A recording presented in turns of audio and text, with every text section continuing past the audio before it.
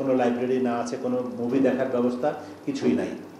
তারপরে city corporation বা সরকারি উদ্যোগে যেসব মাঠ রয়েছে সেই মাঠে কোথাও কোনো খেলাধুলা বা কোথাও কোনো, আমি অন্তত ঢাকা শহরে দেখি না, ঢাকার নাগরিক হিসেবেও দেখি না, সাংবাদিক হিসেবে তো আরও দেখি না।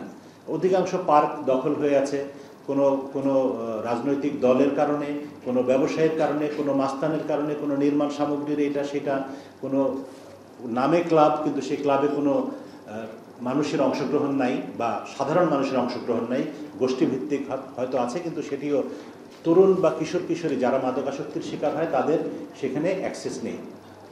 তারপরে হচ্ছে পরিবারের কথা যদি বলি, ঢাকা শহরে আমরা যারা কর্মজীবী মানুষ বেশিরভাগ ক্ষেত্রে বাবা মা দুজনই ব্যস্ততার মধ্যে সময় কাটান, ছেলে মেয়েদেরকে সময় দিতে পারেন না। ছেলে মেয়েরা বাসায়, আগে টেলিভিশনের যুগ ছিল, এখন টেলিভিশনও নাই, এখন মোবাইল অথবা আইপ্যাড বা ইত্যাদি ছোটো ছোটো ডিভাইস নিয়ে তারা ব্যস্ত থাকে। এবং এই ডিভাইস একদিকে আমাদেরকে যেমন নানা রকমভাবে তথ্য দিয়ে সাহায্য করছে, অন্যদিকে নানা রকম নেতিবাচক, আমাদের ছেলে মেয়েদের কথা বলছি, নেতিবাচক যোগাযোগও তাদের বাড়ছে। তো ঘুরে ফিরে তারা দেখা যায় যে কেউ একজন একটা খবর দিল বা কোনো একটা উৎসাহ দিল এবং মাদকাসক্তি কিন্তু তারা কৌতূহলের বশে মাদকাসক্তির শিকার হয় বা মাদক নিতে শুরু করে এবং তারপরে সেটাতে তারা আসক্ত হয়ে যায়। এটা হচ্ছে প্রসেস। এবং এটার বেশিরভাগ ক্ষেত্রে আমি আমার ব্যক্তিগত অভিজ্ঞতা থেকে দেখেছি, একদম সাধারণ বস্তিবাসীর থেকে শুরু করে রিক্সা চালকের পরিবার থেকে শুরু করে, কিছু মনে করবেন না, মাননীয় মন্ত্রীদের পরিবারেও এই সমস্যা রয়েছে। সরকারের সর্বোচ্চ পর্যায়ে এরকম সমস্যা আছে। কিন্তু ওই যে সামাজিক স্টিগমার কথা বলেছেন, আমরা সেগুলি কেউ প্রকাশ করতে চাই না, প্রচার করতে চাই না। আবার ভর্তি করতে গেলে নাকি আবার এনআইডি দিতে হবে। তো এই জাতীয় কিছু বৈসাদৃশ্য আমাদের ভিতরে আছে, সেগুলি একটি বড় সমস্যা। সুমাইয়া বলছিলেন মামলার কথা, 80,000 আসামি বা ইত্যাদি। আমি নিশ্চিত করে বলতে পারি, আমি জানি না, আমার কাছে সেই তথ্য নেই, কিন্তু আমি নিশ্চিত করে বলতে পারি এই 80,000-এর মধ্যে 79,999 জন হচ্ছে হয় সেবনকারী অথবা পাচারকারী।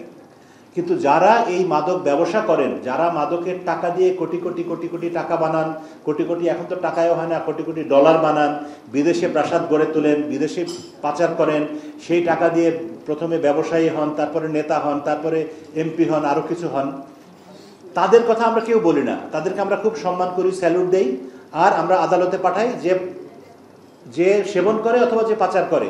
আমি রিপোর্টার হিসেবে জানি কক্সবাজার থেকে ঢাকা শহরে শরীরের ভিতরে বিভিন্ন পথে, মুখ দিয়ে, পায়ুপথ দিয়ে মাদক দ্রব্য নিয়ে আসার জন্য একটা ছেলেকে 10 পোটলা, 12 পোটলা, 20 পোটলা পেটের মধ্যে ঢোকানো হয়, তাকে 1000 টাকা দেওয়া হয় এবং পুলিশ তাকে ধরে, তাকে আদালতে পাঠানো হয়। কিন্তু কে তাকে পাঠালো, যে তাকে এই মাদক দ্রব্যটা নিয়ে পাঠালো, বা তার যে লিঙ্ক, যারা এটা ইম্পোর্ট করে, বা ইম্পোর্ট না তো এটাকে কি বলে, মানে ইম্পোর্ট তো একটা বৈধ ব্যাপার আর কি, অবৈধভাবে চোরাচালান করে, হ্যাঁ, এই তাদের কিন্তু আমি কোনোদিন মামলায় কোনো আদালতে দেখি নাই। 2-1 হয়তো কালে ভদ্রে 30 বছরে একজন, ওই কি জানি নাম, দেখেছি। এছাড়া মাদকদ্রব্য নিয়ন্ত্রণ আইনের সর্বোচ্চ শাস্তির বিধান আছে মৃত্যুদণ্ড। আপনারা আইনজীবী বা সাধারণ মানুষ কেউ বলতে পারবেন বাংলাদেশে একজন মাদক ব্যবসায়ীর মৃত্যুদণ্ড হয়েছে কোনো উদাহরণ আছে? বা আমার জানা মতে নেই। তো এইসব বিষয়গুলো হচ্ছে মাথায় রাখা খুব জরুরি, যে আমরা যদি মাদকের সরবরাহ ওপেন রাখি, তাহলে পরে যতই সচেতনতা বলেন, যতই গণমাধ্যম বলেন, পরিবার বলেন, সমাজ বলেন, রাষ্ট্র বলেন, কেউ এটা বন্ধ করতে পারবে না মাদক আসক্তি, যতক্ষণ পর্যন্ত না আপনি সাপ্লাই চেইনকে বন্ধ করবেন। আমাদের সাপ্লাই চেইন বন্ধ হওয়ার তো কোনো পথ দেখিই না। মাদকদ্রব্য নিয়ন্ত্রণ অধিদপ্তরের উচ্চপদস্থ এবং নানা রকম কর্মকর্তারা এখানে আছেন, তারা অনেক কিছু বলেন। আমরা বিভিন্ন অভিযান দেখি, ঢাকার অমুক বার থেকে এত বোতল বিদেশি মদ উদ্ধার, এটা সেটা, এগুলি মাদকদ্রব্য নিয়ন্ত্রণের আওতার মধ্যে পড়ে বলেই আমি মনে করি না। এগুলি একটা লোক দেখানো ব্যাপার।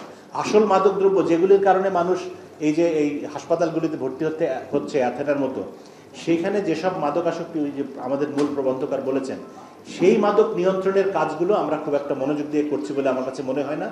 কারণ এর পেছনে একটা বড় নেক্সাস, শক্তিশালী ক্ষমতা এবং টাকা, এই দুইটা জিনিস একসঙ্গে যখন থাকে তখন সেটা নিয়ন্ত্রণ করা খুব কঠিন হয়।